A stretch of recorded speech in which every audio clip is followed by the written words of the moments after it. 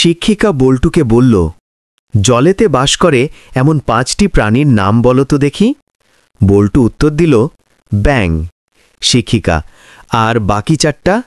বল্টু, ব্যাঙের মা, বাবা, বোন আর প্রেমিকা। শিক্ষিকা, আচ্ছা তুমি বড় হয়ে কি হবে বলো তো? বল্টু খুব লাজুক হয়ে বলল, আমি বড় হয়ে গোয়েন্দা হব। শিক্ষিকা চমকে উঠে বলল, কি, তুই গোয়েন্দা হবি?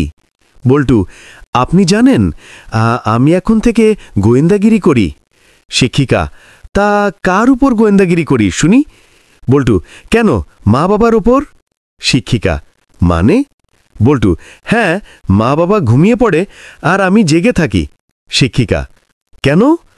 বল্টু, একদিন ঘুমিয়েছিলাম, কেস খতম, অর্ধেক সম্পত্তি হাতছাড়া। শিক্ষিকা, কেন, কিভাবে? বল্টু, আমার একটা ভাই হয়ে গেল। শিক্ষিকা তো শুনে বেহুশ।